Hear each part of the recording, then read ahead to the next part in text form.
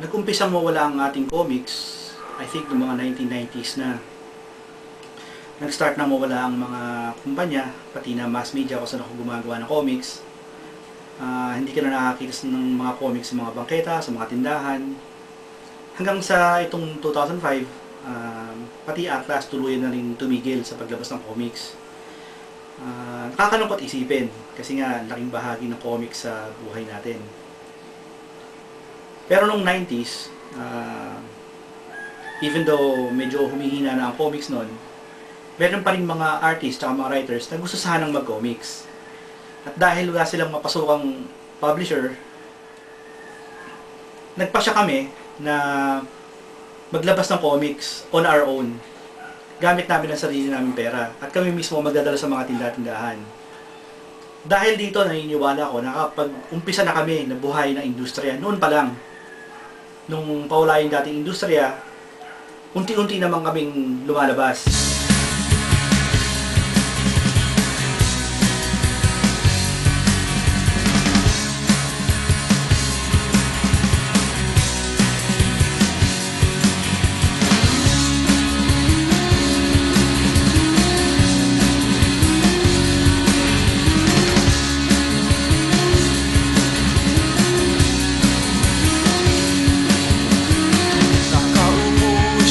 Sa isang madilim na sulok, ewan ko ba kung bakit sa libo-libong babae na Ang mga unang comics namin ay yung Flashpoint na nilabas nila Carlo Vergara at ni David Hontiveros, Comics 101, Nino Budgetan, yung aking Wasted, Exodus na Jim J. Jimenez, Gilbert Monsanto, marami pang iba. Andyan yung mga gawa ni Dino Ignacio, yung Sigaw sa Klolo at yung Tower of Misunderstanding. Marami yan, sunod-sunod na nagsilabasan ng mga comics. At paminsan-minsan nagkakaroon kami ng mga exhibit sa mga mall. Isa doon sa mga exhibit namin, nagpunta si Manny Martin. Tuwan-tuwa siya na ang dami niyang nakikita mga artwork at buhay na uli ang comics. At tuwan-tuwa naman kami dahil tanggap niya kami. Kasi meron kasi time na alam mo naman, 16 years na ako nagtatrabaho sa local diwas ako. So, may time na kasi na dahil kong ginagawa, dahil ko na nako-contribute, naisip ko tuloy, paano kaya ako naman kaya parang gawin na lang business na. And naisip ko si Jerry naman naglabas. Oy, may ano na. Para may hujat na siguro ito na yung tamang time. It is time for us na. Yung character ko na Mascarado, dati nga galing sa Tempo, newspaper strip. And then natigil siya. And then kasi nagpunta ako States. And then pagbalik ko, I decided na ilabas siya ulit. Pero pagbalik ko kasi galing States, parang humina na yung comics industry. Although tuloy-tuloy ko pa rin siyang ginawa hanggang sa mga bandang mga 1999 or 2000. Medyo patay na yung local industry noon. So wala na akong malapitan na publisher. So nag-decide ako, i-self-publish na lang siya as an independent publication para mailabas ko lang siya. Kasi yung idea was to have yung story finish kasi sa Pulp magazine nagawa ko na yung first 9 installments. So yung remaining arcs tsaka yung remaining unresolved plot lines kailangan kong matapos somehow, and I felt na yung best way to do that was to publish it myself na gano'n. Dahil malaki utang na loob ko sa comics kasi yun talaga yung sabihin na natin, nag-mold sa akin sa pagiging writer ko, sa pagiging artist. Comics yung foundation ko. Local comics. So kahit gumagawa ko sa abroad, pabalik-balik pa rin ulit sa local. Sa tingin mo ba mayroong pag-asa? Oo naman. Lahat naman kasi meron. Comics kasi, mas madaling mag-gets ng lahat ng tao. Makita mo, nakabrief lang ako eh. Anyway, makayang kunin ng lahat ng tao yun. Right away, andun yung balloons. Kung hindi man yung action, o kaya yung balloons na basahin mo. Kung libro, like for example, babasahin mo na puro text, ang iba naboboard sa libro lang, o kaya sa iba sa painting lang, minsan you have to explain pa kung anong ibig sabihin ng painting, di ba? Pero ang comics, right away, andun ka na kagad, di ba? Kita mo na kagad yung action, kasama expression, yung balloons. Pag hindi pa magets, alien ka na, men. Alien ka na. Actually, kaya namin ginawa yung Exodus kasi maraming editor na hindi tumatanggap ng drawing namin dati. It's true. Nung dati, nag-start kami sa GASI way back 1988. Karamihan sa mga nakikilala namin mga editor, ayaw nila yung parang foreign or western type na drawing. Gusto nila yung mga ano ba yun, mga Celerio, Len Medina type. Ano mention baka No, hindi ko sinasabi na hindi sila magaling. Pero magaling yun sila. yung actually doon din ginagaya din namin yung drawing nila, doon din kami nag-start. Pero gusto nila ganun yung gawin naming drawing, mga conventional na comics ng ilang years na rin sa Pilipinas dati. So naisip na ngayon dumating kami sa GASI na may ang influence namin karamihan is mga Marvel, DC, ganun. So maraming editor na hindi tumatanggap ng trabaho namin kasi hindi nga conventional. Tapos although may nagbigay din ng break, sila Bet Rivera and Alex Get Pandan. Walang kamatayang pasasalamat. Alex. Oli Robles Samaniego. Yeah, Tita Bet. Yan, Bet Rivera mga sinabi ko. Nag-start siguro yung escape, puro parang escapist yung mga stories. Tapos eventually, ano na lang, parang inisip ko na lang, parang statement na rin siguro, gagawa kong parang statement na rin, pero using yung fantasy elements. Kasi parang, di ba sabi ko nila, pag gumawa ka ng story, hindi kailangan direct. Kailangan gagawa ka ng, use yung medium ng fantasy para to make a statement siguro kung ano yung commentary mo sa surroundings, sa politics. Siguro masasabi mo na na hindi naman ako nakontento sa writing by on its own or drawing on its own. Parang for me there was something corny as it may sound, or something magical about putting words and pictures together. At saka mura siya eh. Parang you could create your own world na puhunan mo lang kamay and imagination, ganyan. Tapos wala kang ibibuild na set, wala kang i-hire na actors, wala kang problemahin or anything else. It's just, putting everything together na yung sa'yo lang, it's 100% yours. That it defies easy classification is part of its significance, and that Siglo is closer to a literary anthology than it is to the funny books. That it emerges so fully formed in a category that has featured such exemplary finalists in the last few years shows that comic books have come of age. It shows that valor lies with trying to do what hasn't been done before. And Siglo Passion does that with pride, and for that we honor it with the National Book Award.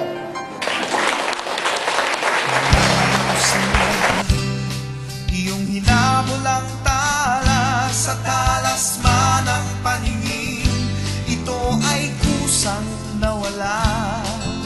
Hinanap ng gusto, handang ikutin ang mundo, tinahak ang bawat daan, handang ibuhos ang Budget Dan from Alamat Comics. I'm the writer of the comic books 13 and Batch 72. Jerry Alanghila, Comicero Publishing. Gilbert Monsanto, Sacred Mountain. Hi, Ravi Cannon here. I worked on Spider-Man, Batman, Star Wars, Lord of the Rings, The Hunted, John Carter of Mars, and Conan. Oliver Pulumbari, creator and artist, writer of Selection National Arts. at lumakad sa liwanag nitong bagong araw.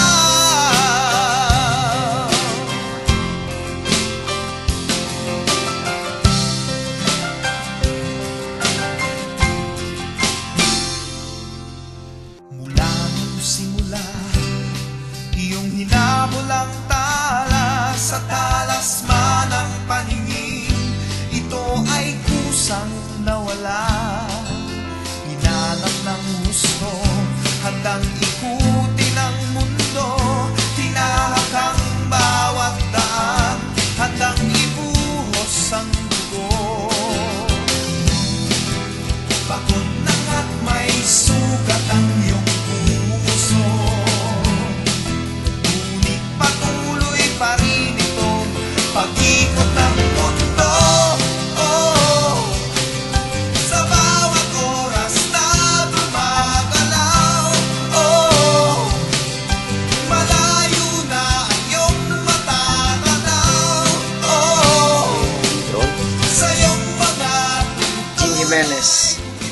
Exodus Publication. Exodus, ang tunay na Exodus. Hindi, silip lang kasi ni Bong Revilla eh. Uy, di maingay. Pero talaga nasilip talaga yun, okay? Nauna pa kami, ha? Joke. J. Jimenez, Exodus Publications. Jonas Diego, ako isang web comicer. Lino Maniquis, creator of Mascarado. Randy Valiente, ginagawa ko ngayon Guardian Empires para sa IPTR Entertainment. Sa lalay ng gusto, ang bukas mo dumarating, sadyang hindi malihinto. Tapos na ang tinig ng iyong kahapon. Buksan mo lang ang isip mo sa buhay mo ngayon. Oh, sa bawat oras na gumagalaw. I'm Jamie Bautista of Nautilus Comics. I've worked on comics such as Siglo Freedom, Siglo Passion, 24-Hour Comic Book Challenge, Project Hero, and my own series Cast. Hello, I'm a digital colorist. I've done work for Siglo Passion and Cast under Nautilus Comics. I've also done work for the US for many titles. One of them is Robotica under Archaea Studio Press, and also for the UK I've done You, the Illustrated Story of the Heavenly Man under Monarch Books. Si Ryan Orozco, naging artist ng Darna Comics #1 under Mango Comics. Naging artist ng Culture Crash, colorist for Elastic Man under Mango Comics din. Saka current colorist for Ragnarok Comics na lumalabas sa Sunday Inquirer. Carlo Pagulayan, dating artist ng Electra Famous Boss at ngayon ay outgoing artist ng Incredible Hulk. Hi, I'm Miko Suayan and I'm currently doing Moon Knight for Marvel Comics. I also did some stuff for Image Comics and local comic book work for Cycle. Thank you. At lumakat sa liwanag nitong bagong araw. Nitong bagong araw. Nitong bagong araw.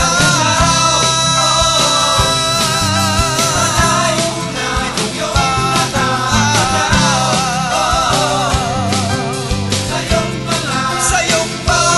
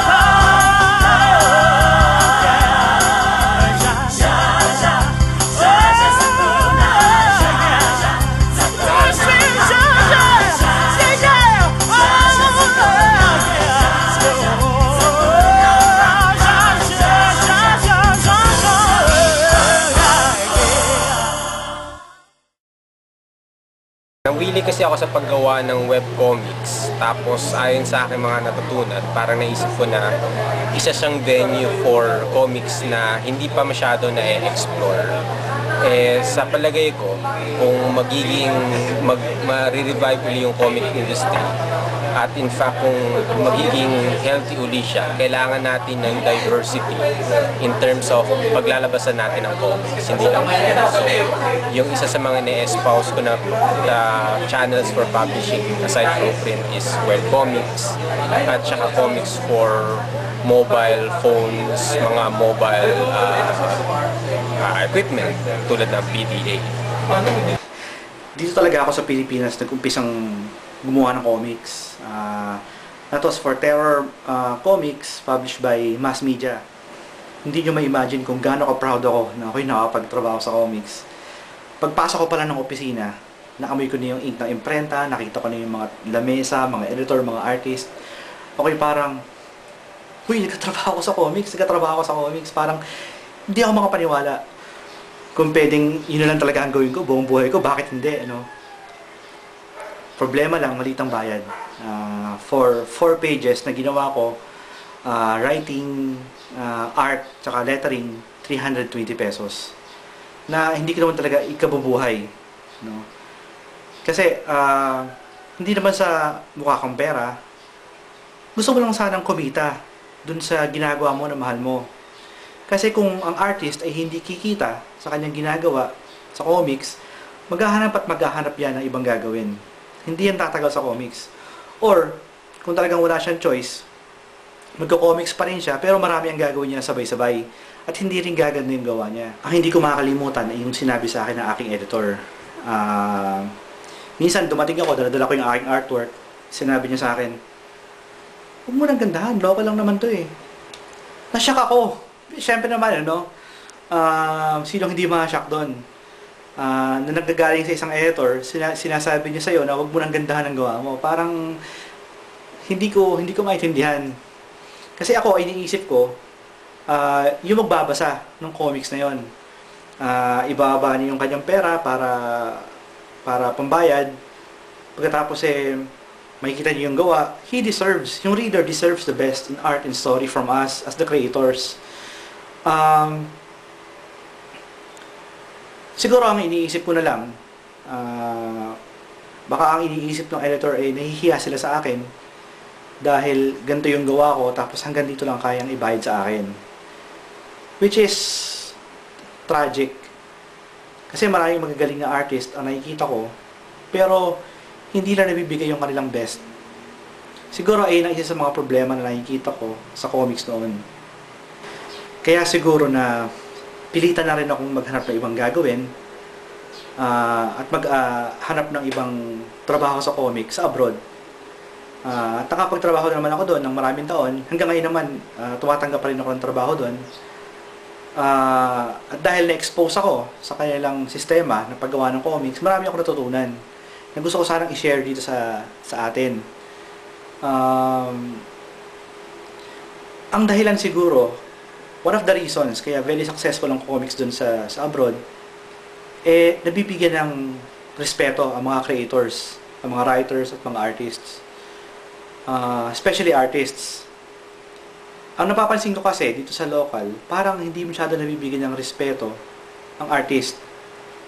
Maging honest na tayo na aminin natin sa sarili natin na for a long time, ang mga artist hindi tinatrato na equals ng mga writers. Na para silang tagagawa lang at hindi sila collaborators. Ito ay hindi ko sinasabi ng basta-basta lang. Ito ay sinabi sa akin ng aking father-in-law, si Rudy Florese, at ng iba ring mga artist na kumakausap sa akin na for a long time masama ang loob nila. Dahil feeling nila, hindi sila natitreat ng tama. For example, sa US, kapag ang isang character ay nilikha ng writer na may kasamang artist, yung writer ang artist, ang creators ng character na yon. Parang si Superman, ang creator niya si Joe Shuster, si Jerry Siegel. Tapos yung mga X-Men, ang creator niyan si Stan Lee, tsaka si Jack Kirby. Dito sa atin, pag mayroong mga characters, ang kadalasan ang nababanggit lang, mga writers. Hindi mo narinig yung artist na nakadikit doon. At ayun ang isang bagay na hindi ko maintindihan kung paano nangyari. Na sana ito'y ma-rectify kapag mabubuhay man uli ang comic sa atin, na sana i-recognize ang mga artist na tumulong sa inyo mga writers, nag-create ng character na yan, na sila ay collaborators nyo at hindi helpers, kumbaga. At kapag ang kanilang mga creations ay nalipat mula comics at napunta ng TV or pelikula, ang mga artist ay makikinabang ng kapantay ng mga writers. Hindi lang sila basta binibigyan ng balato. Ayan ang term na kinuwento sa akin ng aking father-in-law, si Rudy Florese, na for a long time ang sama-sama ng kanyang loob dahil barato lang ang binibigay sa kanya kapag naisa sa pelikula yung mga kwento na kinoko-create niya with the writer. Ang isa pa nagsabi sa akin na masama ang loob ay itong anak ni Elmer Esquivas na supposedly co-creator siya ng Zuma with Jim Fernandez. Nung inaabutan siya ng barato, hindi niya tinanggap kasi masama ang loob niya. At matagal daw naging masama ang loob niya dahil nga he deserves more than yung binibigay sa kanya. Kasi nga,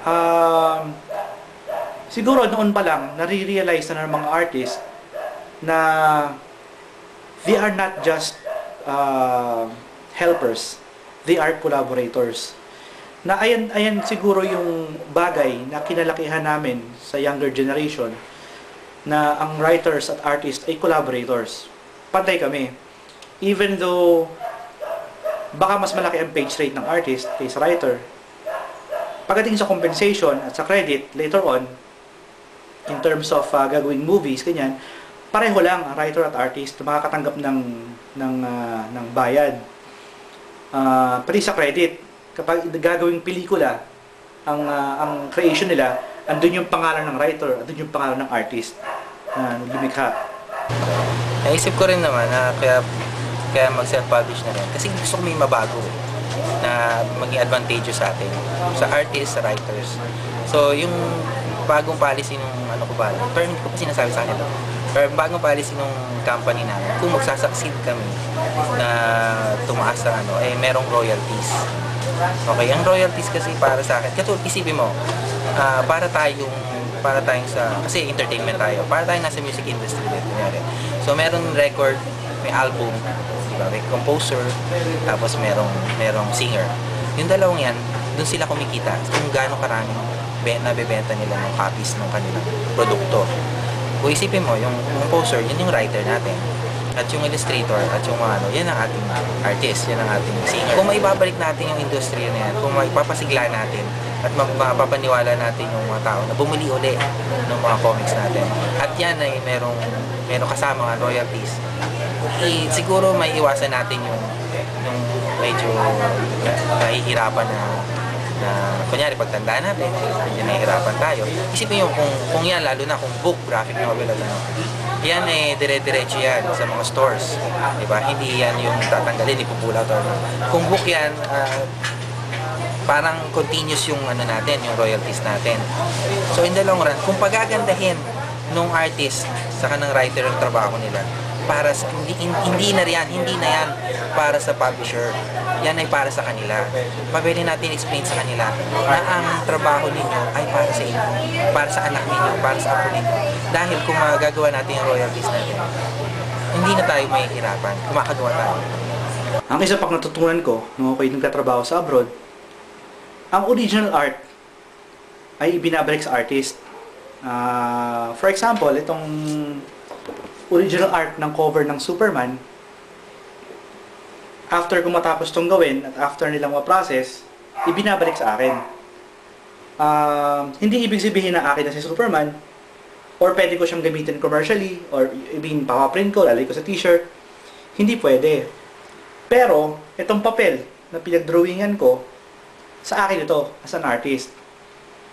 Ito pala ay isang karapatan na ginagarantiyahan ng ang ating intellectual property laws sa abroad at dito sa Pilipinas. For a long time kasi, naniniwala ang ating mga local publishers na original art ay kanila. Which is, ang nangyari, ang naging balita ko, nirolyo, sinisira, tinatapon. Parang nanghihinayang ako.